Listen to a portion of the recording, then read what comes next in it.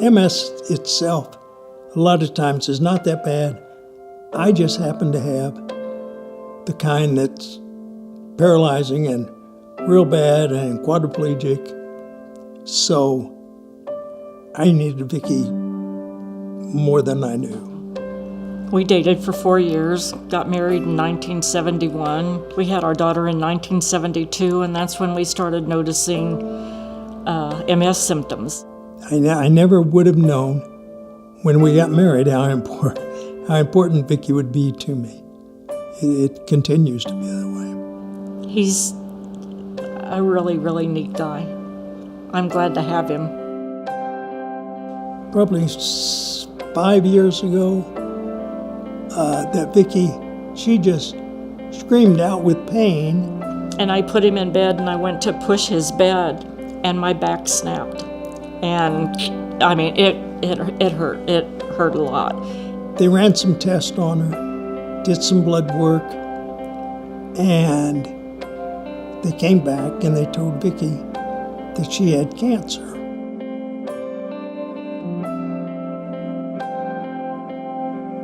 I've known Gary for probably 40 years at least. We both worked down at Procter & Gamble. Haven't seen Rudy for a few years once I went on disability and quit working. And after that, lo and behold, we met at Westside. Didn't have a clue that they were going to the same church. And it just kind of evolved from that. Had no idea how much help that he would be giving us. He comes up on Sunday morning. Rudy's an early riser, gets me dressed. We've got a lift. He gets me out of bed, throws me in my wheelchair, and we go to church. So that's how it started. Just started coming up and trying to take some of the load off of Vicki because she was trying to, chemo kicks your butt. So the church sent people over with food, and they'd come every other night. So, and Rudy and Kathy were in the rotation. And without really being in a life group and having those connections, I don't know what I would have done without them. I mean, they were just the sweetest group of people, and how we all intertwined and got so close because of our illnesses and stuff like that.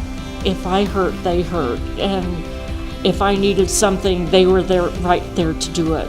And we were really blessed. We had the neatest group. She has just laid her life down to be there for Gary. Made so many sacrifices for him, and she's always upbeat about it. She has never complained. I have never heard her complain. I've been up here when she was so sick she couldn't hold her head up, and then she would get up and go and take care of Gary. Vicki had been dealing with this for 30, 40 years. So what I've done is nothing compared to what she has done and what a lot of other people have done also. I have no idea what it would be like without Vic. Gosh, I don't know that I've even thought about that much. He's my best friend. He's funny. He's an irritation. He's been a great dad to our kids. He was a really good husband to me. If I had this to do all over again, I'd do it. I can't imagine being married to anybody else. God's just always been right there taking care of us. So it's been a good life.